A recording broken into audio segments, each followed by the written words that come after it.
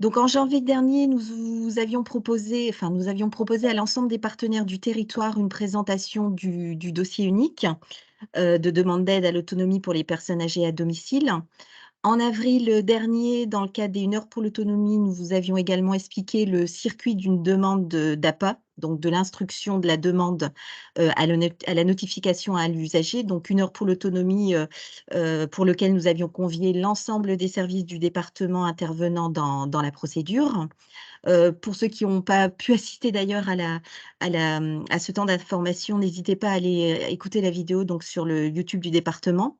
Alors ce qu'on vous propose aujourd'hui, c'est de faire un focus, sur, comment accompagner la personne âgée dans l'expression de ses besoins. Donc au regard bien évidemment du dossier unique, alors profil 1 ou profil 2, on ne va pas tellement insister là-dessus puisqu'on a déjà fait une présentation, mais aussi au regard de sa perte d'autonomie, GIR 1, 2, 3, 4, 5 ou 6, mais également au regard, de la visite de l'évaluateur médico-social de l'APA au domicile de la personne âgée et dans le cadre donc de l'établissement de son plan d'aide. Donc pour ce faire, nous avons, sollicité Pauline Serra, qui est évaluatrice médico-sociale de l'APA au pôle autonomie de Lille. Mais bon, avant de lui laisser la parole, petit rituel informatif rapide pour les nouveaux inscrits et rappel donc pour les anciens. Donc vous commencez à en avoir l'habitude, et moi aussi je commence à le connaître par cœur. Mais bon, je vous rappelle que ce temps d'information donc est enregistré et que si vous ne souhaitez pas apparaître sur la vidéo, il vous suffit de couper la caméra. Pour les nouveaux venus, je vous informe que le support présenté aujourd'hui sera, envoyé et transmis donc à l'ensemble des inscrits à l'issue de la présentation, avec le lien pour accéder à l'enregistrement sur le YouTube du département, lien qui vous permet également d'accéder à tous les enregistrements depuis le début des 1 heure pour l'autonomie. Et vous informer enfin et vous rappeler que vous pouvez, n'hésitez pas, mais vraiment poser des questions dans le chat. On y répondra dans un second temps et on vous enverra donc la foire aux questions, à l'issue de la présentation. Voilà, donc je peux laisser la parole donc à Pauline, Pauline Serra, évaluatrice médico-sociale. Le document si tu veux.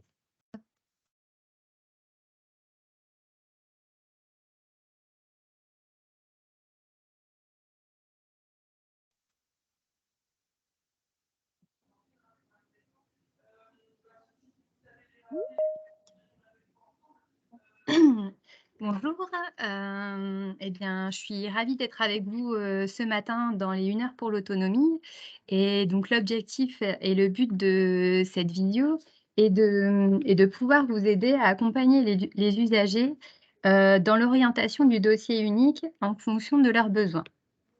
Donc en fait, on sait que, la porte d'entrée de l'aide à domicile, est faite par ce dossier unique. Donc comme l'a rappelé Karine, l'objet aujourd'hui n'est pas de vous refaire un cours sur, la complétude de ce dossier, mais bien, de vous aider, sur cette orientation de dossier sur un profil 1 ou 2. Je vous rappelle que, par rapport à ce dossier unique, il est possible, d'y joindre un certificat médical. Alors, on sait que, le certificat médical est peut-être facultatif, il est facultatif, mais bien évidemment, dans le cadre de nos évaluations, au domicile, c'est une vraie plus-value pour nous d'avoir, ce document joint à ce dossier. Parce que dans le certificat médical, on retrouve, les pathologies, de l'usager et donc c'est une vraie plus-value de savoir, sur quoi en fait, les pathologies peuvent influencer sur, cette perte d'autonomie.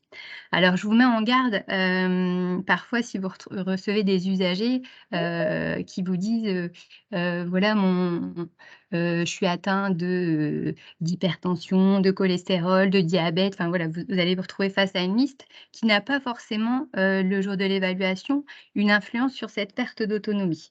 Donc c'est important pour nous de l'avoir, mais il faut garder en tête que parfois, les pathologies n'ont pas forcément d'influence, sur cette perte d'autonomie.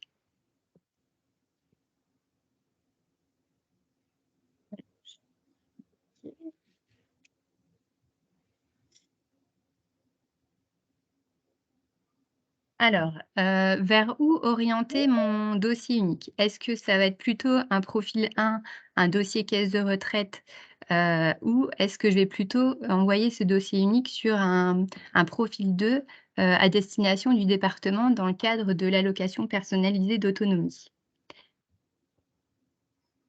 La question qu'on va se poser, c'est, on va commencer par une petite définition. C'est quoi la perte d'autonomie? Donc la perte d'autonomie, c'est le fait de ne plus pouvoir effectuer des actions du quotidien de manière autonome. Donc en fait, quand vous avez face à vous un usager, qui va se présenter, je pense que la question qu'il faut se poser, c'est, est-ce que vous savez me dire, qu'est-ce que vous ne savez plus faire? En fonction de ça, va découler les besoins et du coup vous aider dans cette orientation de votre dossier.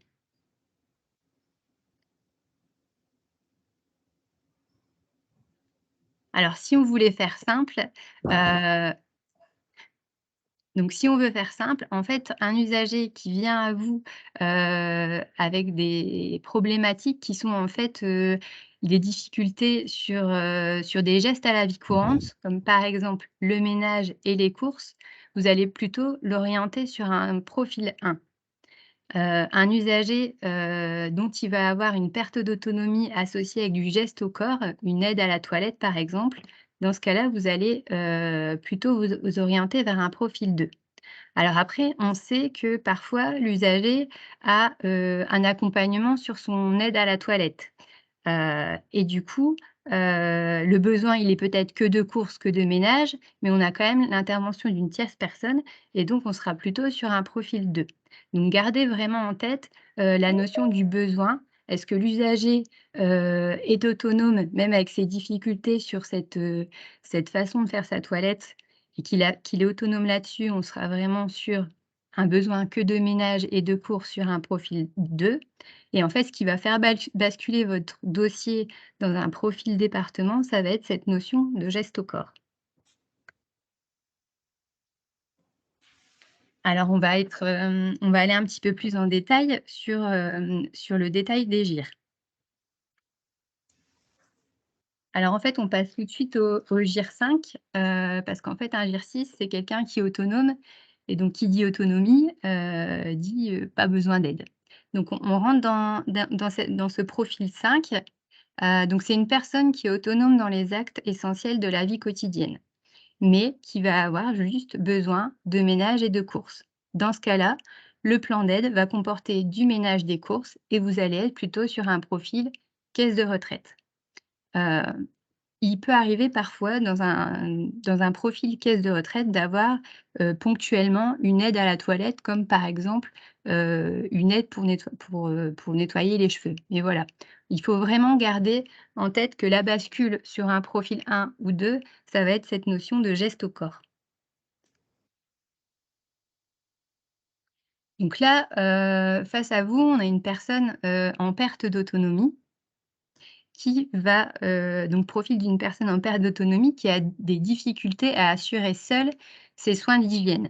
Donc c'est comme je vous le disais tout à l'heure en présentation, on a du mal à assurer seul ses soins d'hygiène et on a besoin d'une tierce personne. Alors parfois la tierce personne, ça va être, l'aidant, son conjoint, ça peut être l'infirmière, heu, hem ou alors, on peut avoir quelqu'un avec lequel il a, des troubles de mémoire associés et dans ce cas-là, on sera toujours sur cette aide, à la toilette, cette stimulation parce que parfois, voilà, l'usager est en capacité, en mesure de faire, sa toilette, mais si derrière le conjoint n'insiste pas sur le fait que c'est l'heure d'aller à la toilette, de changer ses habits et cetera, heu il se passera rien.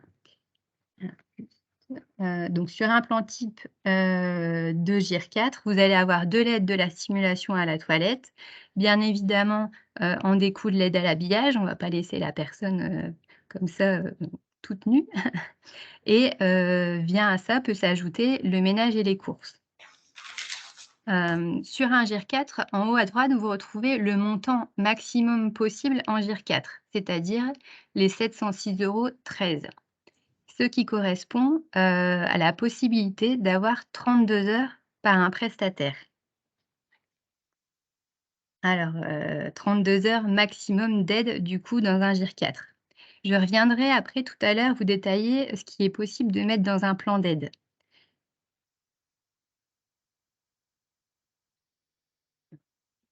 Hop.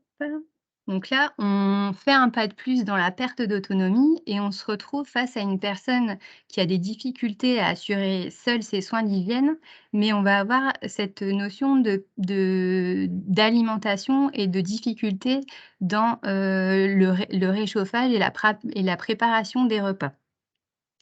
Donc, et là, on peut toujours ou pas ne trouver des troubles de la mémoire associés. Donc un plan d'aide, type dans un GIR 3, ça va être comme en GIR 4, de l'aide à la toilette, du ménage et des courses, mais à ça, on va venir, rajouter des choses sur ce qui est alimentation, préparation de repas, réchauffage, sur des personnes qui peut-être, parfois sont dénutries et il y a besoin aussi, d'aller les stimuler sur ces prises de repas.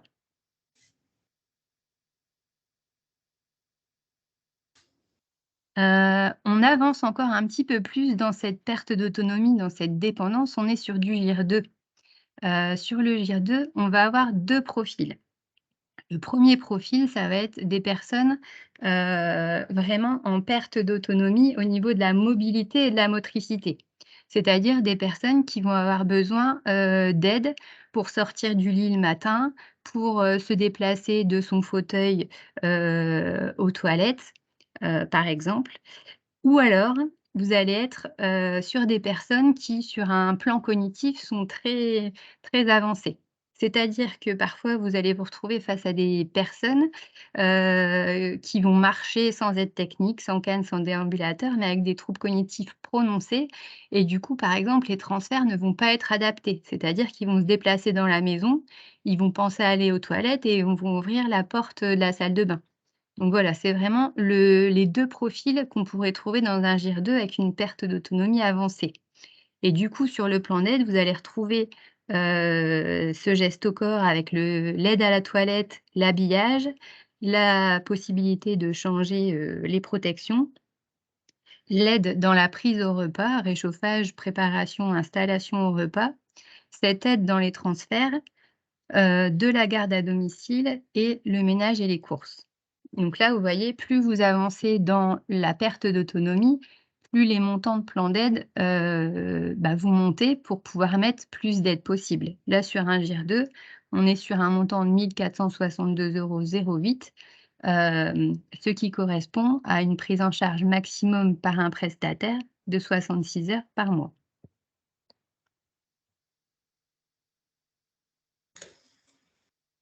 Et enfin, le GIR 1, le GIR 1, c'est une personne qui est alitée et pour lesquelles, tous les gestes essentiels de la vie quotidienne vont être assurés par une tierce personne.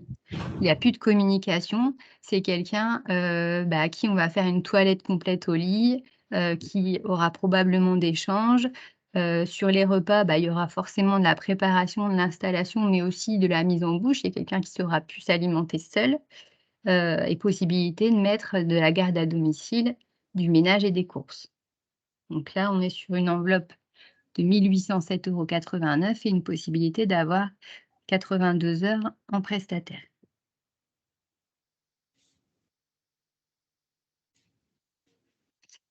Alors je vais aller détailler un petit peu les possibilités d'un plan d'aide. Donc comme je vous le disais précédemment, dans un plan d'aide, on peut avoir de l'aide à la personne, donc de l'aide à la toilette, à l'habillage, au déshabillage, de l'aide au transfert, au lever, au coucher, de l'aide, pour se changer, pour les mettre ou enlever la protection et de l'aide à la prise au repas. En vie courante, on va être sur du réchauffage de repas, de la préparation, des courses, de l'entretien au logement, ménage, linge, logement, de la garde à domicile, de l'accompagnement extérieur. On peut rajouter dans un plan d'aide des aides techniques, c'est-à-dire, la prise en charge de protection. Comment on va procéder? En évaluation, en fait, on va se caler sur, les factures que l'usager va nous présenter et on va calculer le montant de l'aide mensuelle par mois pour pouvoir le rajouter dans le plan d'aide. Donc Par exemple, si je prends l'exemple d'un VIR4 avec un montant à 706 € par mois, si l'usager a utilisé ses 32 heures en prestataire, malheureusement, on ne va pas pouvoir aller rajouter ces aides techniques. Maintenant, si vous n'avez pas atteint ce montant, donc il est possible de rajouter donc des protections, du transport vers de l'accueil de jour, possibilité d'une prise en charge de téléalarme. Donc la téléalarme, en fait, c'est un forfait de 7,36 € par mois. Il y a possibilité de rajouter dans ce plan d'aide le portage des repas. Et donc là, j'insiste sur le fait que le portage des repas n'est pas en fait alimentaire. C'est vraiment possibilité de prendre en charge la livraison, de ce portage de repas à domicile. En aide technique, on va être aussi sur, de l'aménagement du domicile et des aides matérielles. Alors qu'est-ce que j'entends derrière aide matérielle? C'est aide technique, comme par exemple les plus courants qu'on va trouver, c'est une chaise de douche, des barres d'appui, un réhausseur pour les toilettes, fauteuil releveur, possibilité de prendre en charge des couverts adaptés, quand les personnes ont des mains, déformées. Et sur les personnes, qui sont atteintes de troubles de la vue, possibilité de prendre en charge des loupes, par exemple. Sur les frais spécifiques, on peut prendre en charge l'accueil de jour Alzheimer, de l'hébergement temporaire, de l'accueil familial et de l'aide à la vie courante en PUV. Alors la vie courante en PUV, c'est, ça c'est comme des mais c'est pas vraiment des maisons de retraite, c'est ce qu'on appelle des petites unités de vie. Il en existe 2 sur le territoire de l'île. C'est très spécifique, en fait. Donc dans mon plan d'aide, donc je peux avoir cette aide à la personne, cette aide à la vie courante, possibilité d'aller rajouter des aides techniques ou des frais spécifiques. On va aussi, pouvoir mettre, de l'aide aux aidants dans le cadre du répit. Il y a une possibilité d'avoir, de l'aide pour un aménagement au logement, mais je vais revenir dans les slides suivantes et possibilité en visite à domicile d'accorder la CMI, pour le stationnement ou la carte de priorité et d'invalidité. Alors, petit focus sur l'aide aux aidants. Lors de la visite EMS, on va déterminer le proche aidant dont la présence est indispensable au maintien à domicile. Et on insiste sur le fait de la personne, doit être indispensable à ce maintien-là. Donc, le plus souvent, le conjoint va être déclaré aidant indispensable. Mais par exemple, si vous avez un usager qui est seul, mais, qui a des enfants avec des tâches, réparties, l'un va être plutôt administratif, l'autre va, aider dans le quotidien, mais ils sont complémentaires. Ça veut dire que si l'un n'est pas là, ça peut être compensé par l'autre et ben, dans ce cas-là, la présence, de l'aidant n'est pas indispensable puisqu'ils peuvent se suppléer, en fait. Donc l'aide aux aidants au niveau du département, on a possibilité d'attribuer une aide au répit qui est de 510,26 € par an ou en cas d'hospitalisation, à chaque hospitalisation de l'aidant, possibilité d'avoir une prise en charge de 1 013,77 € par hospitalisation. Et qu'est-ce qu'on entend par ces montants-là, en fait? Qu'est-ce qu'on y met derrière? Donc concrètement, si l'aidant s'absente ou est hospitalisé, les possibilités sont d'augmenter, en fait, les heures au niveau du service d'aide à domicile. Donc, sur présentation de facture, on peut prendre en charge dans le cadre du répit ces heures supplémentaires et les financer. De l'hébergement temporaire en établissement, de l'hébergement en accueil familial, du relayage ou de l'accueil de jour. Et là, juste une petite, remarque sur le fait que parfois, heu, les aidants viennent, ou en visite à domicile, nous disent: «Bah, voilà, on a entendu, parler de l'aidant et du coup, ils pensent que c'est, une subvention qu'ils vont avoir en plus». Et ben non! Maintenant vous avez les explications, l'aide au niveau des aidants sur le département correspond à ces actions-là possibles.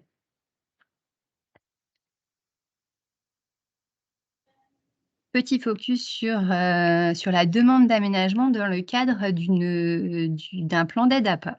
Alors déjà, il faut savoir que les personnes, qui ne sont pas concernées sont les personnes qui sont locataires du parc public. Ça va pas marcher sur des gens qui sont en HLM, qui sont dans une résidence autonomie ou dans une résidence service. On vous a mis ici quelques exemples d'aménagements possibles au domicile. Principalement, et essentiellement, ça va être la transformation de la baignoire en douche, des toilettes rehaussées. Le monte-escalier aussi peut faire partie d'un aménagement du domicile. Et après, on vous a mis d'autres exemples comme par exemple, l'accès au logement ou la cuisine.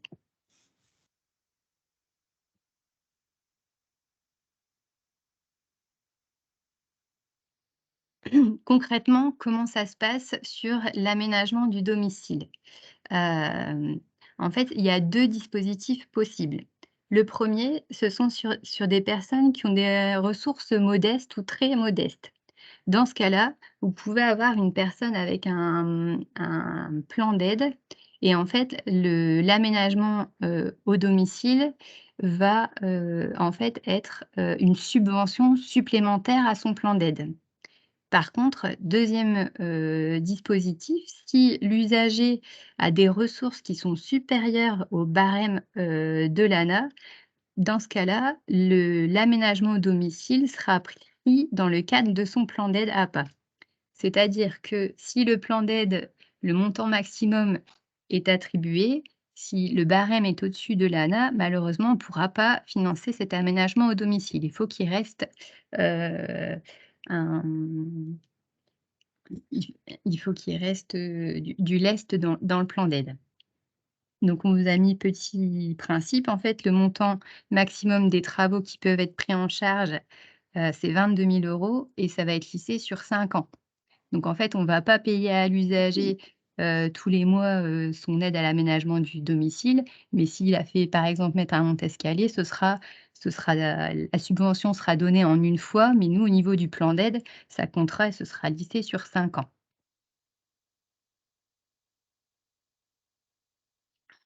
Alors, ce qu'on vous propose là, c'est, d'illustrer un petit peu, ce qu'est une visite à domicile. En fait, on a fait une petite, vidéo, de mise en situation, dans le cadre d'un projet, sur une formation au sein du pôle autonomie. Et en fait, le but était, en fait, d'expliquer, heu, plutôt que d'emmener avec nous en immersion, chaque professionnel, de pouvoir montrer, en fait, comment se passait une évaluation multidimensionnelle. Alors c'est quelque chose de très restreint puisque la petite visio va durer 15 minutes. Une visite réelle, à domicile, on est plutôt sur 1 heure 30. Donc voilà, ça a le mérite d'exister. Ça a été fait avec les moyens du bord parce qu'on était en plein confinement. Donc voilà, on espère que cette petite vidéo pourra vous aider à mieux comprendre, en fait, comment peut se passer une visite à domicile. Comment on peut évaluer les besoins de la personne âgée au domicile.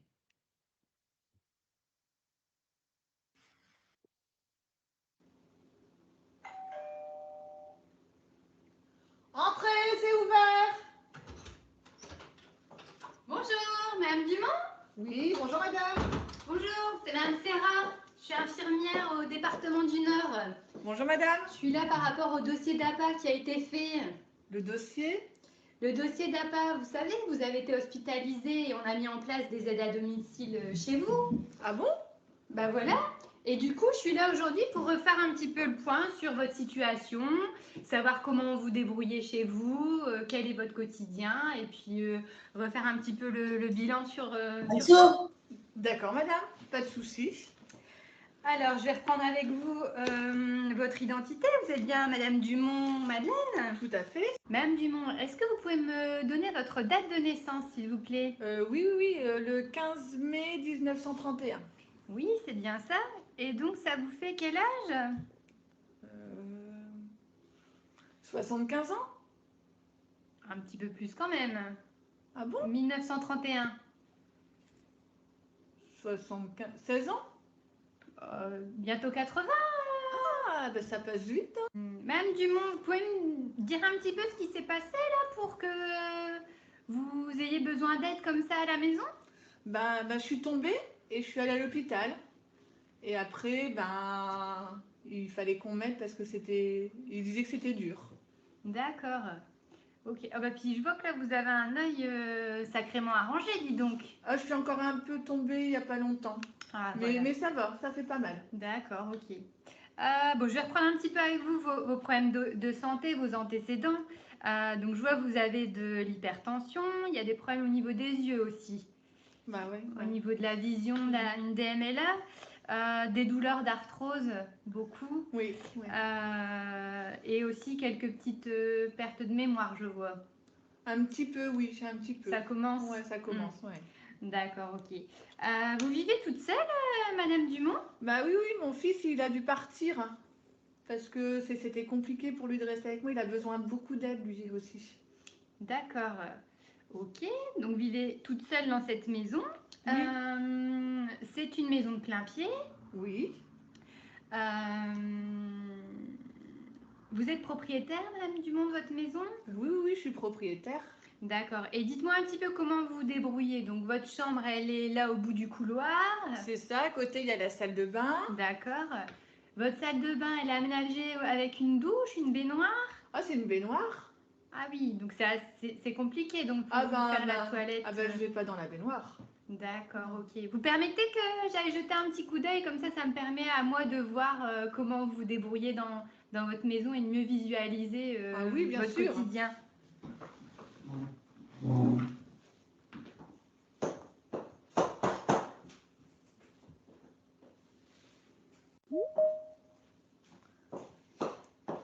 Ok. Par contre, Madame Dumont, je vois qu'il y a un tapis là dans votre couloir. J'ai failli tomber dessus. Je me dis que si vous êtes à risque de faire des chutes, le tapis que vous avez dans votre couloir et puis dans votre salon, là, il faudrait penser peut-être à les enlever. Ah. Par rapport à ce risque de chute. Ah, mais ça tient chaud l'hiver, hein? Oui, je me doute bien, mais non, vaut mieux prévenir que guérir, comme on dit. C'est bon. Au niveau des aides qui existent déjà, Madame Dumont, pour vous, vous avez une infirmière qui intervient? Non? Non, il n'y a pas d'infirmière. Il n'y a pas d'infirmière? Et Non. du coup, vos médicaments, vous faites comment pour les prendre? Ah, je sais plus. Si, il y a une infirmière. C'est une dame qui vient tous les matins me les donner. D'accord, parce qu'en effet, je vois que vous avez un pilulier, donc je pense qu'elle doit venir vous déposer la boîte pour la journée pour vous prendre les médicaments. C'est peut-être une infirmière en fait, ouais, ça doit être ça. D'accord, ok. Donc il y a des dames qui viennent le matin pour faire votre toilette et après ils reviennent dans la journée? Oui, le midi pour faire à manger et le soir pour mettre ma chemise de nuit.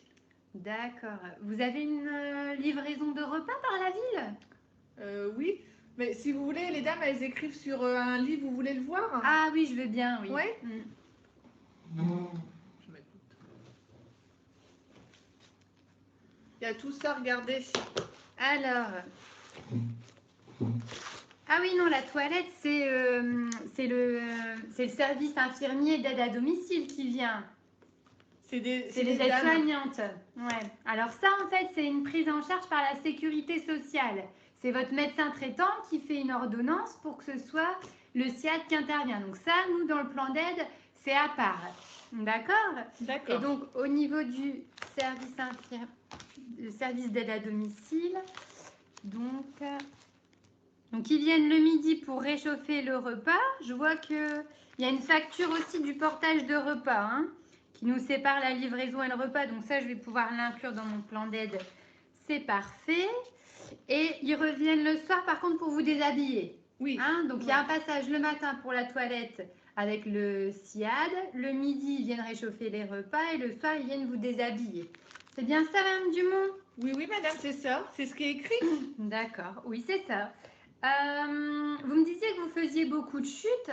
Est-ce que vous avez une télé-alarme? Oui, toujours autour de mon cou. Elle est là. D'accord. Oui. Bon, ça c'est bien, c'est important, hein. Oui, il faut appuyer dessus, on m'a dit. D'accord. Et ça, vous savez qui ça appelle?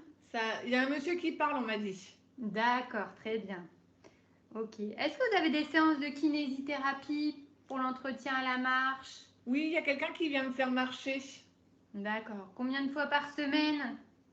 Oh, je sais pas. Vous savez plus? Bon, c'est Non. pas très grave. Est-ce que vous avez une chaise percée dans votre chambre? Il me semble que j'en ai pas vu.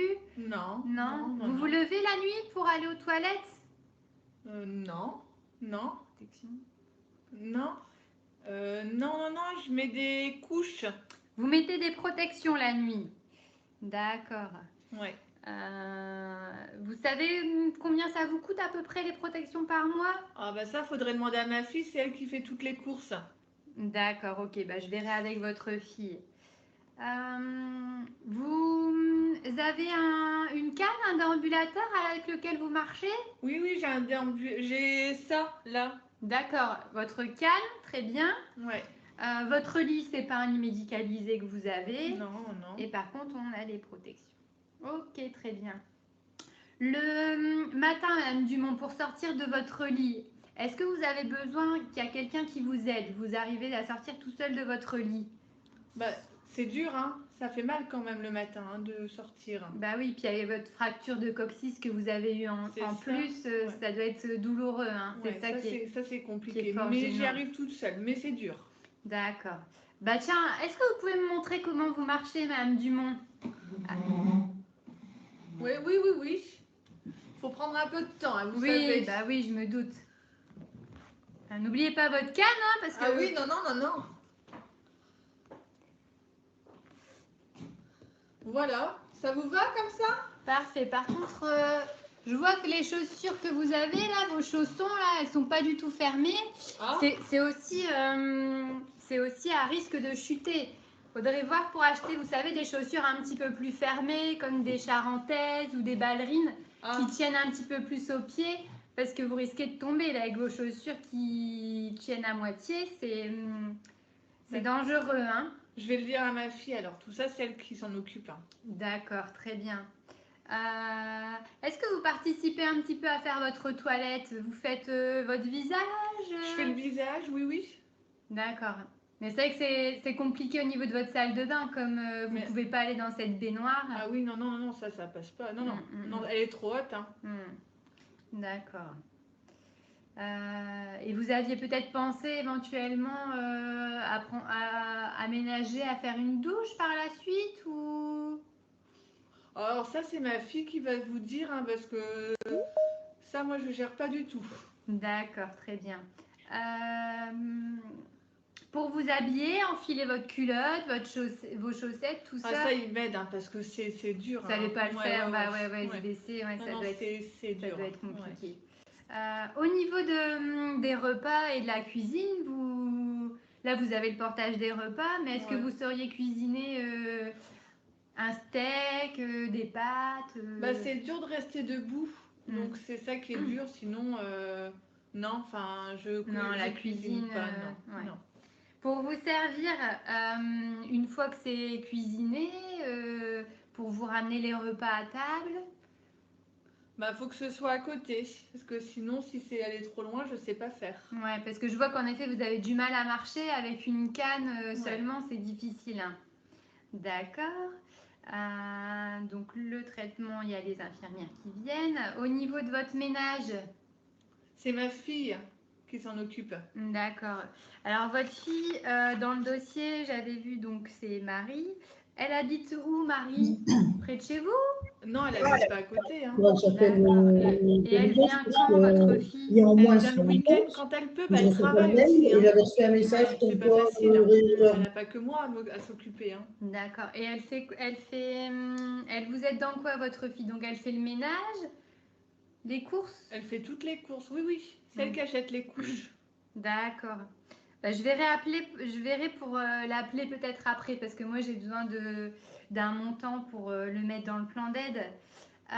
Et vous, il vous arrive de sortir parfois? Oh non. Non, non, non. Là c'est trop compliqué. Non, non, non, non. D'accord. Se servir du téléphone, appeler votre médecin pour prendre un rendez-vous, vous y arrivez? Oh, bah, c'est ma fille qui fait les rendez-vous. Elle me dit. D'accord. Ouais, moi je fais pas ça. Ouais, vous ne non. sauriez pas vous servir de votre téléphone pour faire un numéro par exemple? Ben non, non, non, je le fais pas. D'accord. Donc je suppose que tout ce qui est papier, gestion administrative, c'est Ah, c'est votre ma fille, fille c'est ça. aussi? Ouais. D'accord. Est-ce que vous savez me donner la date d'aujourd'hui, Madame Dumont? Aujourd'hui, Sans tricher, on regarde pas le calendrier. on est jeudi aujourd'hui. Oui? Oui. Et le mois et l'année? On est en mars Oui? et on est en 2010. Un petit peu plus tard que ça quand même, Madame Dumont. Ah, 2011. On est en 2021. Ah, Hmm. ah bon. Ok, Madame Dumont. Donc là, Madame Dumont, toutes les questions que je vous ai posées, ça a permis d'évaluer votre degré de dépendance, votre GIR, comme on dit ça.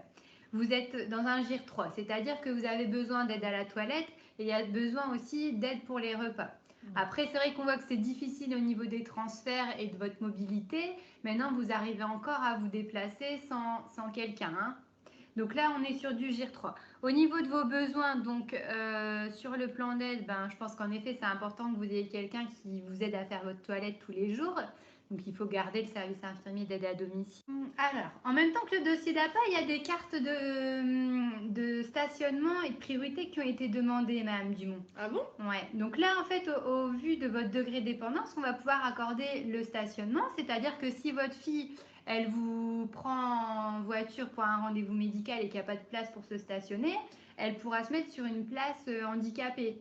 Ah, ça sera mieux pour moi pour pas marcher en fait. Voilà, exactement. Et c'est pareil, vous allez avoir droit aussi à cette carte d'invalidité. Donc là, en fait, sur votre dossier, votre fille Marie va être mise comme aidante indispensable parce que je pense qu'elle est un grand soutien pour vous. Et si Marie venait pas régulièrement, peut-être que le maintien à domicile il serait compliqué. Ah oui, oui, c'est dur sans elle, hein, vous savez.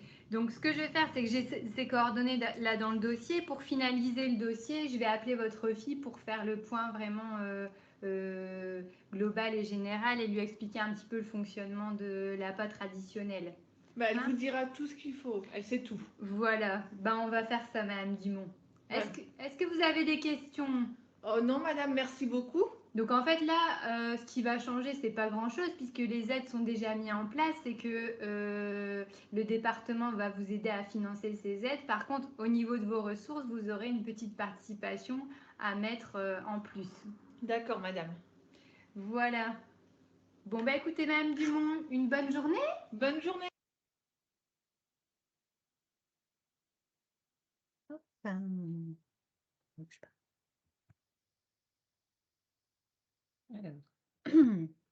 Problème technique.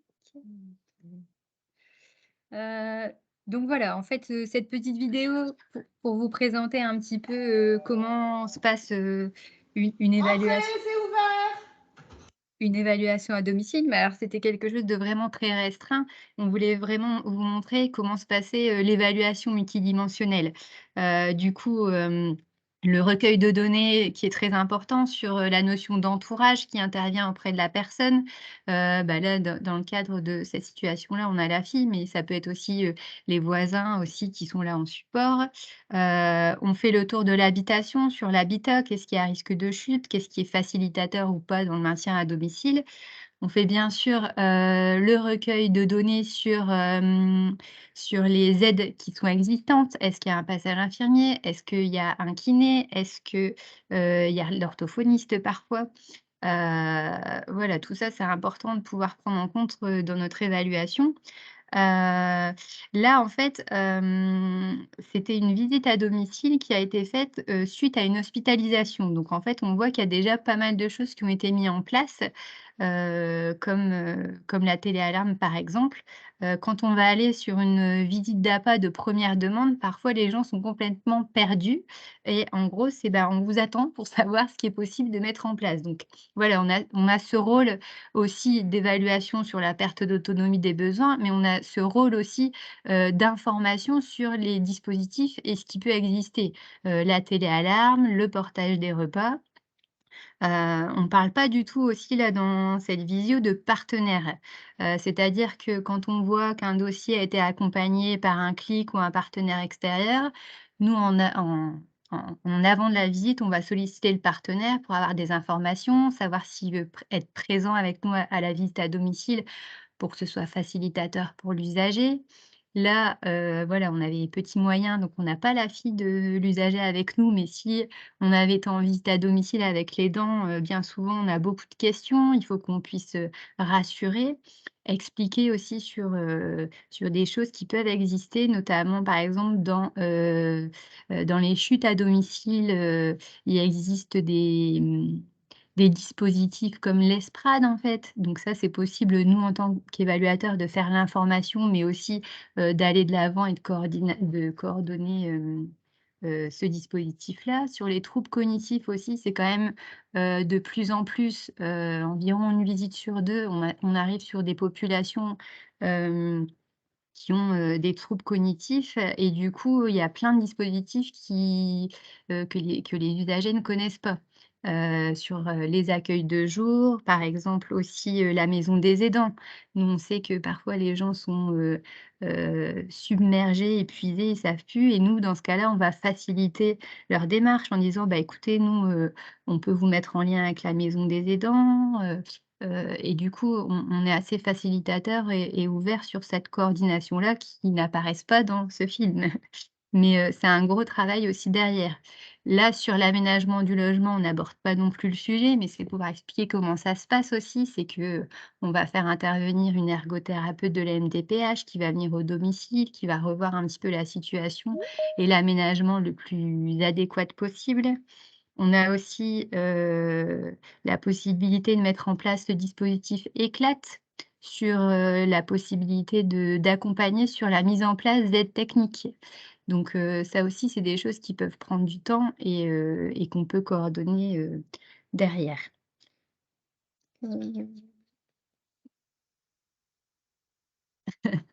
Donc voilà, j'espère qu'en tout cas, ces 1 heure pour l'autonomie vous auront été utiles, et je vais laisser la parole à Karine pour finir.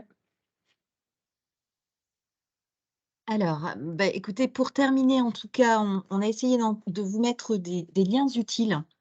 Alors que vous allez retrouver donc, sur le site lenord.fr. Alors le site lenord.fr a été un petit peu réaménagé, i enfin voilà, en matière d'ergonomie et en matière d'information. Donc je vous ai mis des liens pour retrouver, toutes les informations sur l'APA et évidemment aussi télécharger le dossier de demande d'aide à l'autonomie pour personnes âgées à domicile avec, Pauline vous en a parlé, le certificat médical, pardon. Des liens également pour avoir des informations un peu plus précises sur l'adaptation du logement et sur la téléalarme. Alors toujours sur le site Le Département du Nord, ça pourrait vous être utile. Et enfin, un lien, sur, l'aide aux aidants et tout ce qui est mis en place, par le département, mais aussi, par d'autres dispositifs, dans le cadre de l'aide aux aidants. Ben, je vais quand même remercier ma collègue, hein, Pauline, pour cet éclairage, en fait, sur l'évaluation des besoins d'une personne, âgée, tant au regard de sa dépendance que de l'aménagement de son domicile ou bien de son entourage. Vous avez vu que c'est vraiment une évaluation multidimensionnelle où l'évaluateur médico-social, voilà, en tout cas, examine tout ce qui peut, voilà, lui être aidant pour apporter, un plan d'aide, adéquat à la personne âgée. Alors j'espère également que, ben, faute de pouvoir vous emmener tous à domicile pour vous rendre compte enfin voilà du travail mené par l'évaluateur médico-social, j'espère que ce petit film en tout cas vous aura permis de mieux appréhender, cette évaluation, à domicile. Donc, en ce qui concerne les prochains 1 heure pour l'autonomie, les sujets, sont en cours de préparation, hein, pour 2023. Vous avez normalement tous reçu en tout cas le calendrier, en tout cas les dates pour, l'année prochaine. Je le renverrai donc avec ce support-là. On va prendre bien évidemment, connaissance des questions qui sont dans le chat et puis on vous y répondra dans un second temps, le plus rapidement possible, hein, pour que vous gardiez, bien tout en tête. Donc le prochain alors On a fixé comme à l'habitude tous les 1 heure pour l'autonomie, tous les derniers mardis du mois de 11 heures à 12 heures, sauf évidemment vacances scolaires, un petit peu comme aujourd'hui d'ailleurs où voilà, on l'a avancé pour qu'on puisse, en avoir un sur le mois de décembre.